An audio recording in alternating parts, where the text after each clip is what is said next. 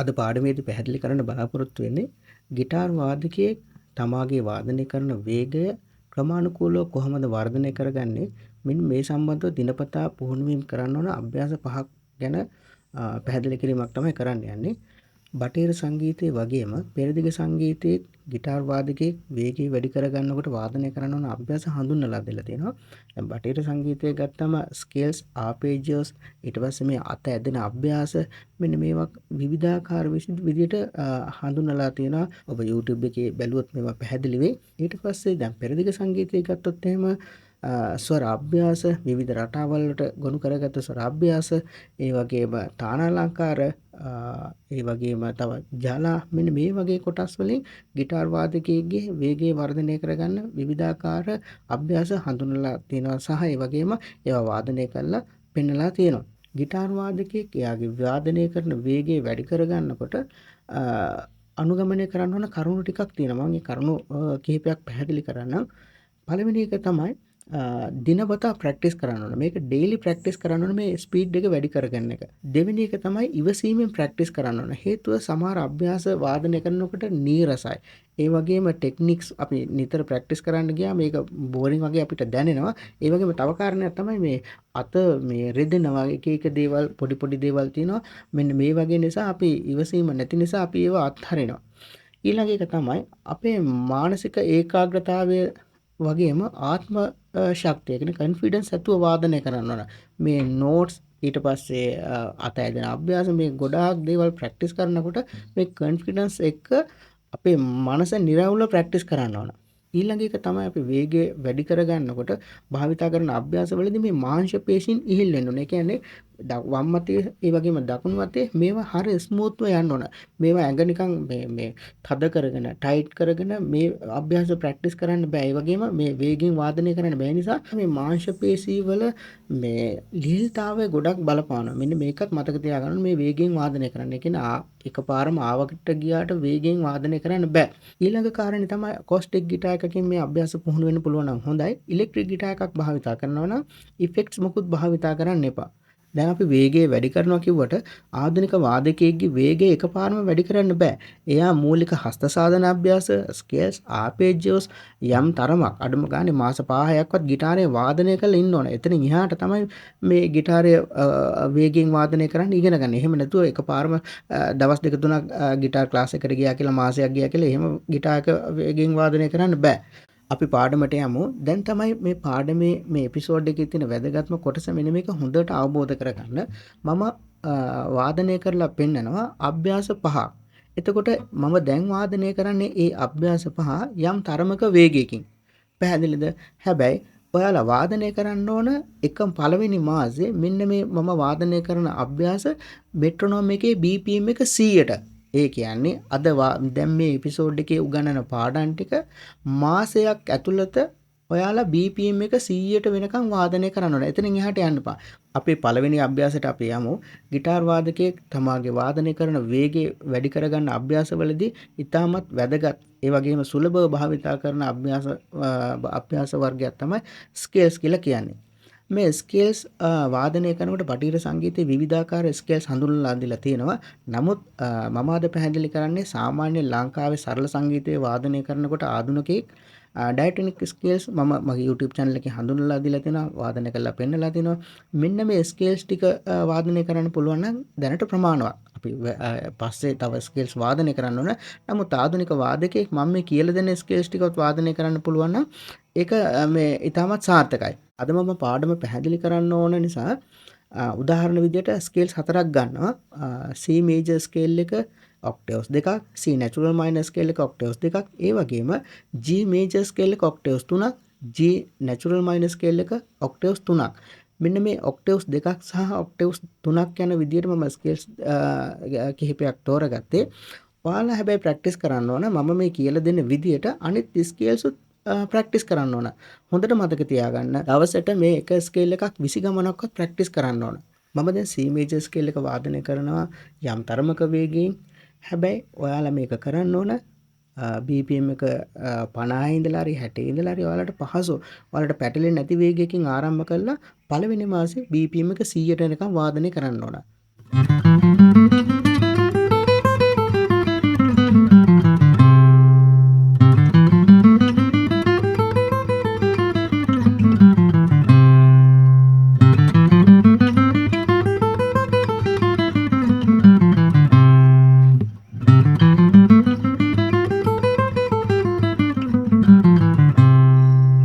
මම 7 පොසිෂන් එකකින් C major scale එක වාදනය කරලා පෙන්නන්නම් 2 octaves.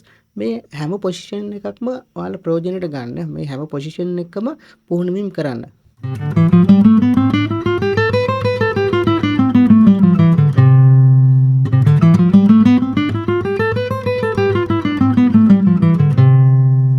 ඊට පස්සේ C natural minor scale එක මේ බලන්න third position එකෙන්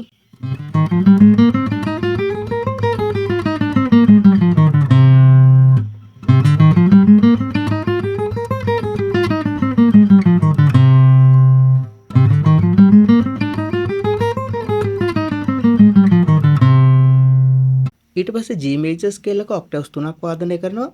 මතක තියාගන්න BPM එක 50 හරි 40 හරි ඔයාලට පහසු වේගකින් පටන් අරගෙන පළවෙනි මාසය ඇතුළත මේක BPM එක 100 දක්වා වාදනය කරන්න ඕන. මේක හොඳට මතක තියාගන්න.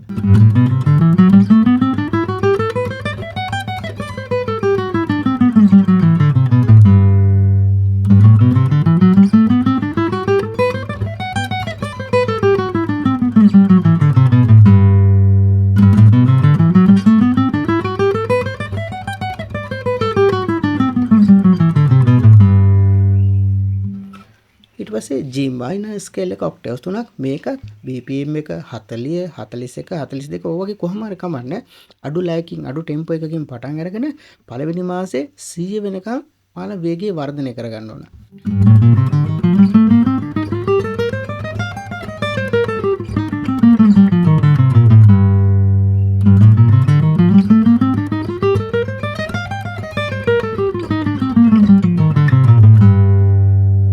අපි අපේ දෙවෙනි අභ්‍යාසයට යමු.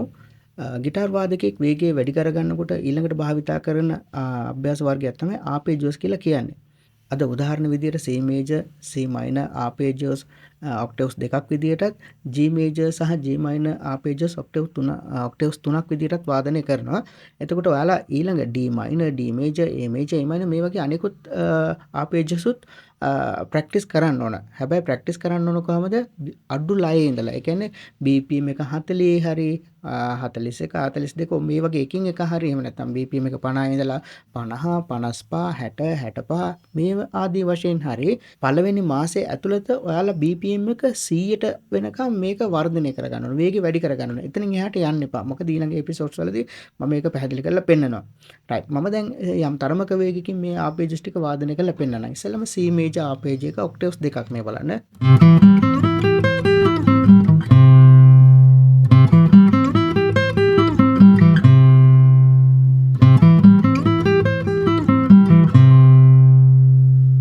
ඊට පස්සේ C minor arpeggio එක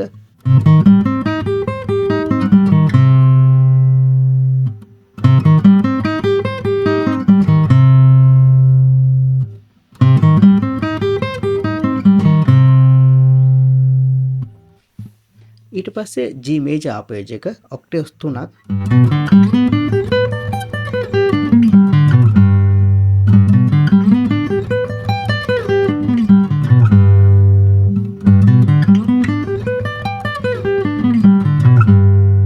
ඊට පස්සේ G minor arpeggio එක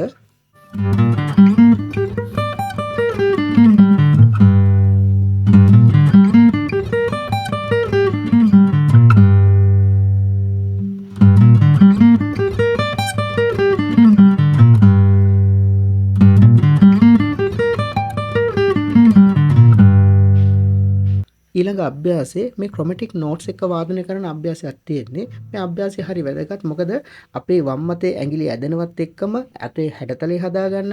ඊට පස්සේ අපේ ඇඟිලි තුඩු ස්ට්‍රින්ග්ස් වලට කොච්චර ළඟව පිහිටනවද? ඊට පස්සේ මේ right hand left hand synchronize වෙන්න මේ ගොඩාක් කාරණා මේ අභ්‍යාසයේ තියෙනවා. YouTube එකේ මේක මම විස්තර කරලා තියෙනවා. මේ අභ්‍යාසය එකත් බලන්න.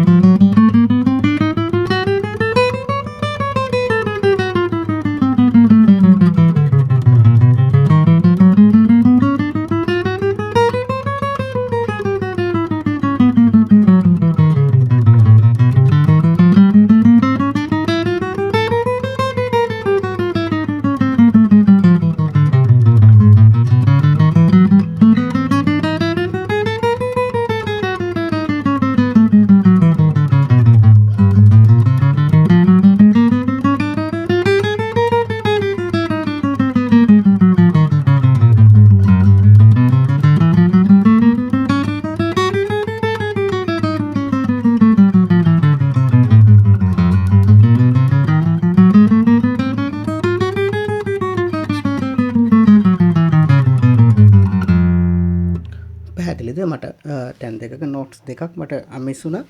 මේ අභ්‍යාසෙත් ඔයාලට පහසු වේගයකින් ආරම්භ කරන්න පටන් ගන්න. පටන් අරගෙන BPM එක 100ට වෙනකන් වේගය වැඩි කරන්න. එතනින් එහාට වැඩි කරන්න එපා. මොකද මේ අත ටිකක් සීසන් වෙන්න ඕන. එකපාරක් මේක ප්ලේ කරා කියලා මේක අත හැදෙන්නේ නැහැ. ඒක නිසා මේක කාලයක් තිස්සේ මේ අභ්‍යාස කරන්න ඕන. අනිත් එක මතක තියාගන්න මේක මේ දැන් වාදනය කරපු අභ්‍යාසයේ අඩුම තරමේ දවසකට දෙපාරක්වත් වාදනය කරන්න පුළුවන් නම් නියමයි. හරිද? පහක්වත් වාදනය කරන්න පුළුවන් නම් ඇත්තටම සාර්ථකයි මේ වැඩේ. ඒක නිසා ඒකත් මතක තියාගන්න. ඊළඟ අපි 4 වෙනි අභ්‍යාසයට යමු. මේ අභ්‍යාසෙත් මම YouTube එකේ හඳුන්වලා තියෙනවා. මේක තමයි අභ්‍යාසය ඔබට කරගෙන යනකොට පැහැදිලි වෙයි. මේකත් අර මම කලින් කියපු විදිහටම අඩු ලයකින් නැත්නම් අඩු ටෙම්පෝ එකකින් පටන් අරගෙන BPM එක 100 වෙනකම් ප්‍රැක්ටිස් කරන්න. එතනින් එහාට යන්න එපා.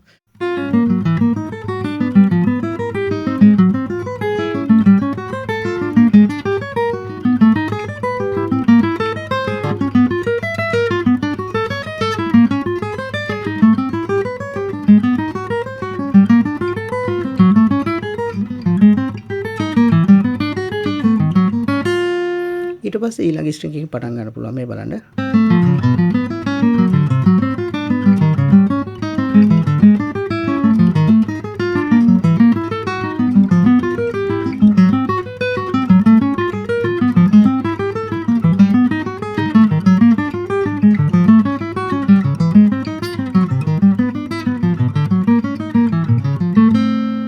ඊට පස්සේ ඊළඟ G3 ස්ට්‍රින්ග් එකකින් පටන් ගන්න.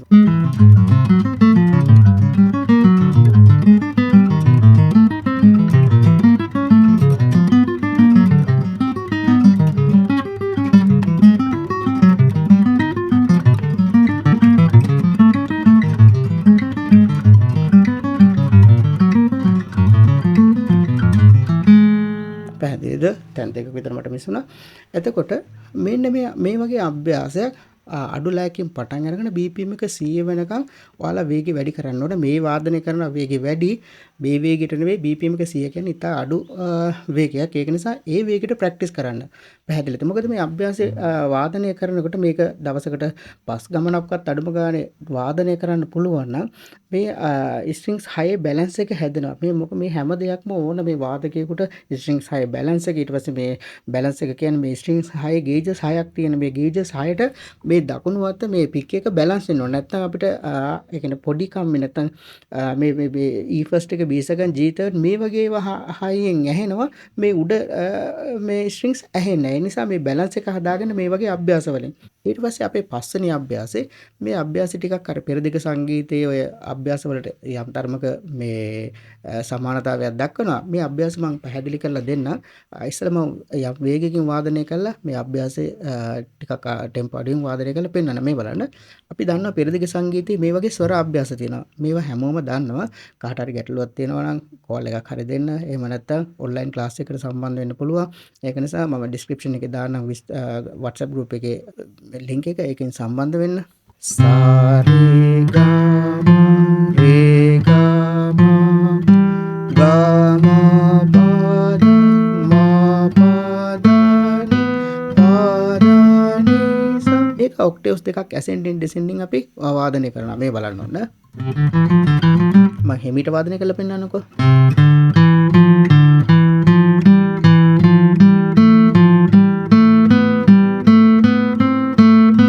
ඔක්ටේව්ස් දෙකක්.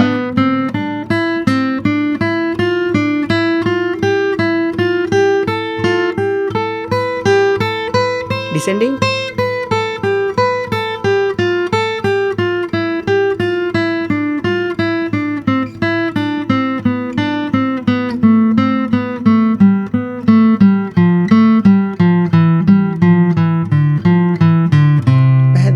මේක මම වේගකින් වාදනය කරලා පෙන්නනවා. මේක BPM එක 40 ඉඳලා හරි 50 ඉඳලා හරි අඩු වේගයකින් ඉඳලා 100 වෙනකම් ප්‍රැක්ටිස් කරන්න.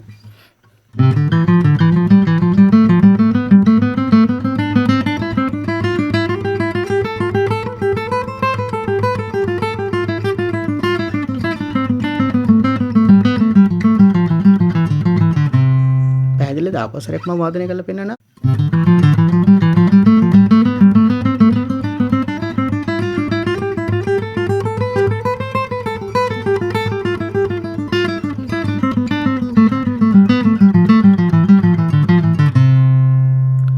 ඊට ඊට පස්සේ මේ අභ්‍යාසයේ G major scale එකේ මේ විදිහටම අපිට යොදා ගන්න පුළුවන්. මේකෙත් මම නෝට්ස් එක කියන්න මූලික නෝට්ස් එක මේ බලන්න G A B C ඊට පස්සේ A B C D ඊට පස්සේ B C D E C D E F sharp ඊට පස්සේ D E F sharp G මේ වගේ අර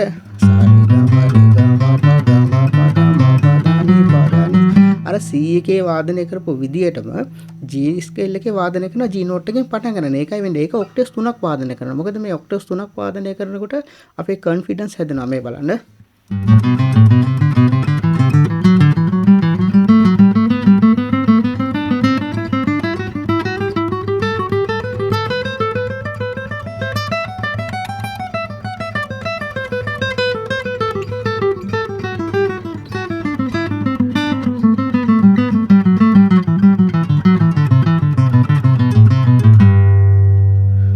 දැන් ඔයාලට පේනවා ඇති මගේ මොබයිල් ෆෝන් එකේ මෙට්‍රොනෝම් එකක් ප්ලේ වෙනවා. මේකේ දාලා තියෙන BPM එක 100ට.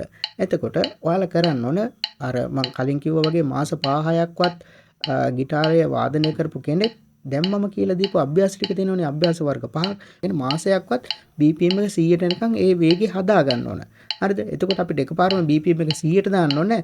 BPM එක 50 51 52 53 මේම හරි නැත්නම් අපි BPM එක 40 ගෙමුක 40 41 42 මේ වගේ අඩුල් වේගයක ඉඳලා අපිට BPM එක 100ට එනකන් හදාගන්න පුළුවන්. ඒක ඔයාලට නිදහස තියෙනවා.